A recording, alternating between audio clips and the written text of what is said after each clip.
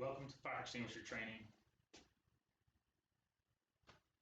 My name is Scott Robinson. I've had over 20 years with fire extinguishers. I've had 7 working with a volunteer fire department, and I've had several years of annual refresher training. I've taught classes. I've been in several of these classes with my work.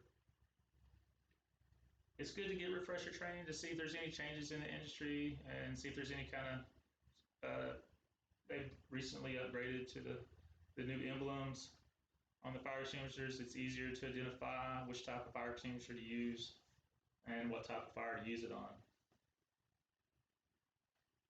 Our objective is to cover the 4 classes of fires today and when and what type of extinguisher to use on them.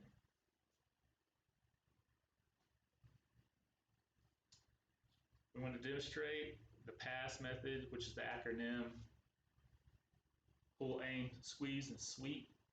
It's on how to operate the fire extinguisher when you attack a fire. Our goal is at the end of the class today is to know what type of fire extinguisher to use and what type of fire that you're battling with it. For the parts of the fire extinguisher, we've got a carry handle assembly. I have a demonstration here, which I picked it up by the carry handle, like this. We have a pin. You have to remove the pin. You have an indicator gauge, which is located at the top. You want to always check, make sure it's charged. It says full charge or empty. If it says empty, you want to discard this fire extinguisher. You have the cylinder here. You have your hose, which should be flexible. You should be able to move it around. And your nozzle is what you're going to be aiming at the face of the fire with. These are your main parts of your fire extinguisher.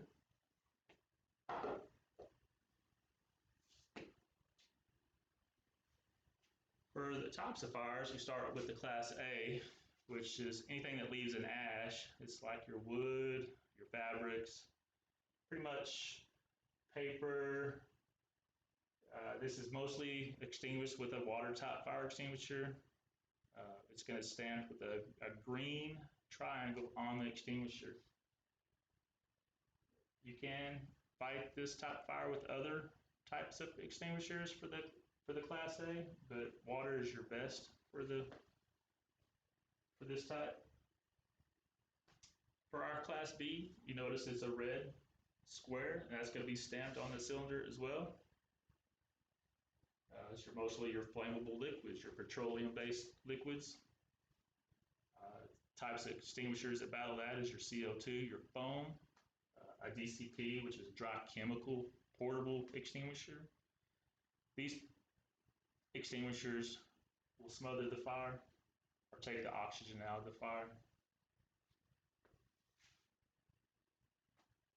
Class C, it's our electrical fires. Anything energized. You want to try to remove the power to whatever's energized circuit that you might be battling. If you know how, if you're not comfortable with it, you definitely want to evacuate. But the type of extinguisher you want to use for this fire is stamped with a C and a circle. It's blue. So if you see a blue C on the extinguisher, you know this type of extinguisher is the type to use for the electrical fire. And last, for our Class D, is our flammable metals, which is your magnesium and lithium. These type fires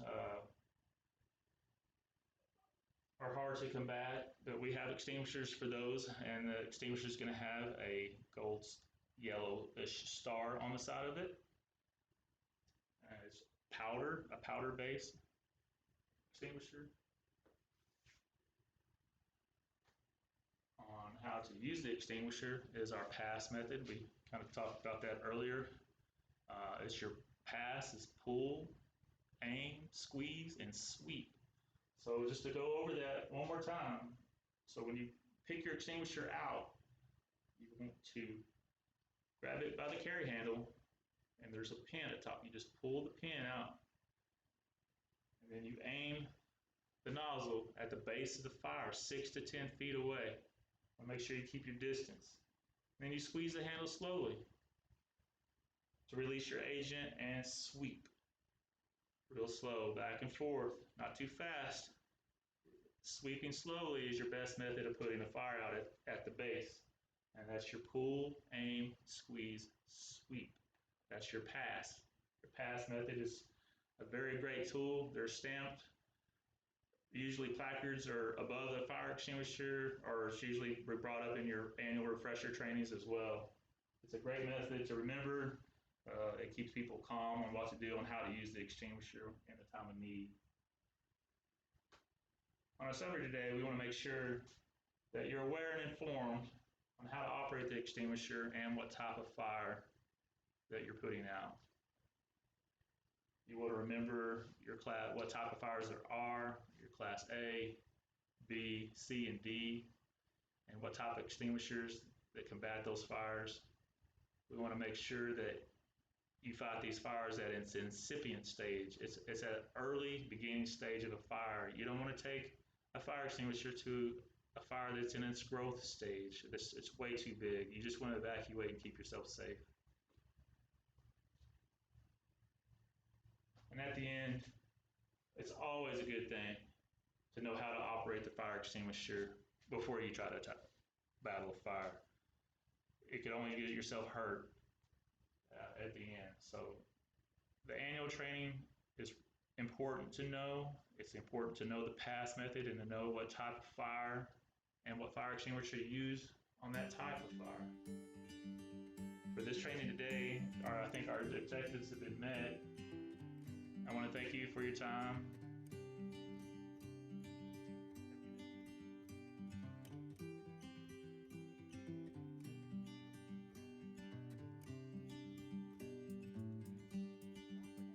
P-A-S-S.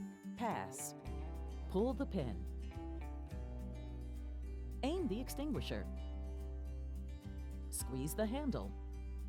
Sweep side to side. When you need to use an extinguisher, first pull the pin. Pull the pin to unlock the operating lever. Then aim the extinguisher.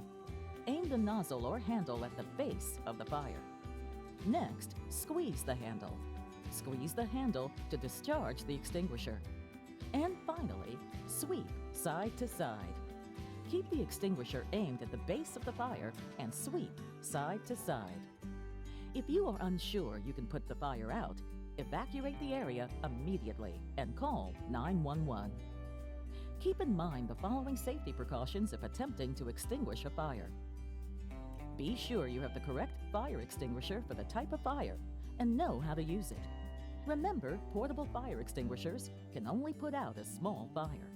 If you decide to fight the fire, maintain a safe escape route in case the fire gets out of control.